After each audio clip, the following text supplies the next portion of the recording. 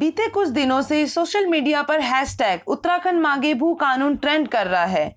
एक समय था जब उत्तराखंड देवभूमि वास्तव में देवभूमि हुआ करती थी, लेकिन जब से उत्तराखंड में बाहरी लोग आकर बसने लग गए हैं तब से देवभूमि की संस्कृति सभ्यता खत्म होती जा रही है। साथ ही उत्तराखंड के मूल निवासी चंद पैसों के लिए अपनी जमीन से हाथ धोते हुए नजर आ रहे हैं।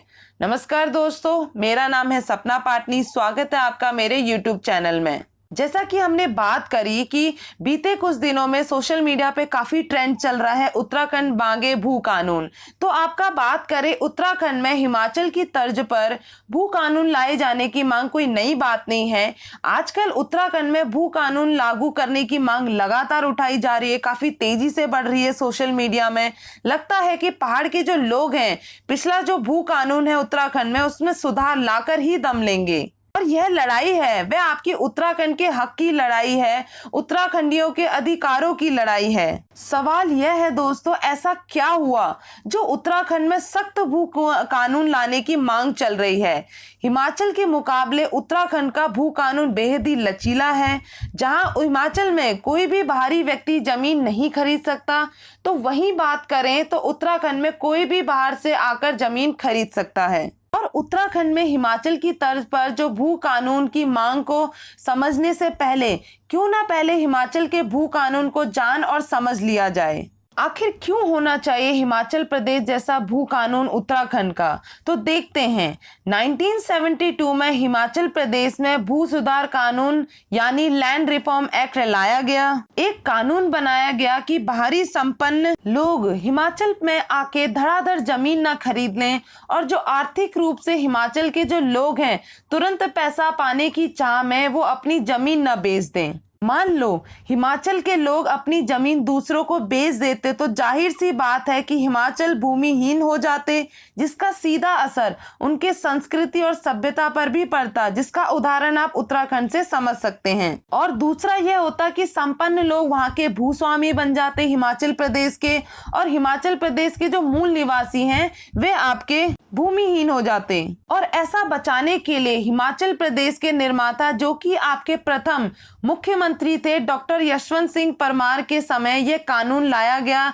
यानी भू सुधार कानून 1972 की धारा 118 के तहत ये आपका लाया गया। जिसके अंतर्गत हम बात करें, इस धारा के अंतर्गत आपका जो गैर कृषक जो लोग थे वे आपके यहाँ पे जो भूमि है उसको नहीं खरीद सकते थे। सिर्फ कृषि भूमि पर ही यह लागू था, बाकी जो आप कमर्शियल पर्पज से आप जमीन ले सकते थे। जो आपके यहाँ पे रहने के लिए मकान बना सकते थे, व्यवसाय के लिए नहीं मिल सकता था जमीन। तो ये आपका इसमें एक क्लॉज डाले गए 1972 में। अब बात करें 2007 में धूमल सरकार ने धारा 118 में संशोधन किया और वहां की जो आपकी बाहरी राज्य का जो भी व्यक्ति आता था हिमाचल प्रदेश में उसको आपका 15 साल से वहां पे रहा हो या जमीन ले सकता था, मतलब 15 साल उसको रहना है।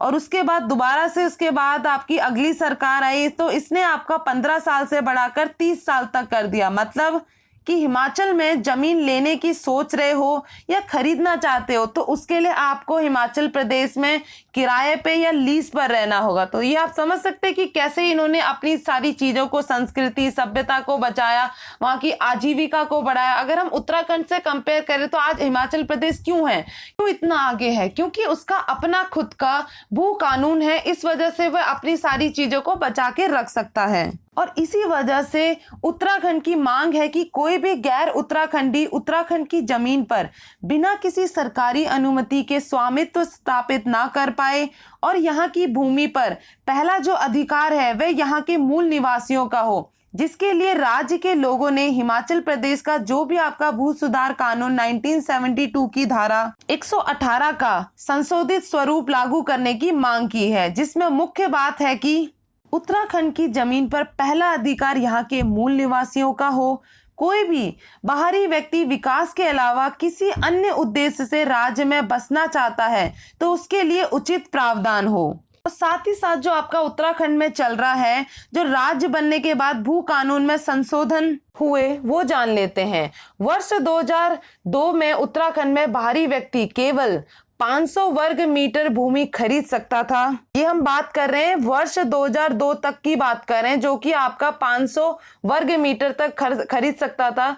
पर 2007 में ये सीमा कम करके 250 वर्ग मीटर कर दी गई और आपका 6 अक्टूबर 2018 को तत्कालीन सरकार भू कानून को बदलने के लिए अध्यादेश लेकर आई और उत्तर प्रदेश जमींदारी विनाश एवं भूमि सुधार अधिनियम 1950 में संशोधन का विधेयक पारित किया गया, जिसमें कि ये कहा गया कि कानून में धारा 143 क और धारा 154 टू जोड़ते हुए पहाड़ों की भूमि खरीद की अधिकतम सीमा खत्म कर दी गई।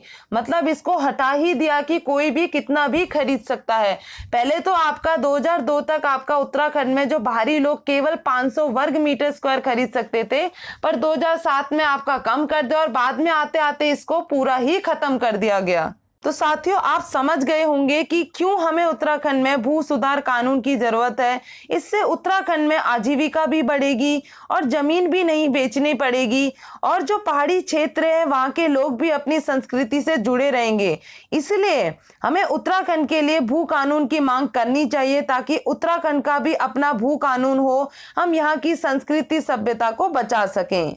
तो दोस्तों, आपको ये वीडियो पसंद आए हो तो वीडियो को लाइक करें और वीडियो को ज्यादा से ज्यादा शेयर करें। धन्यवाद।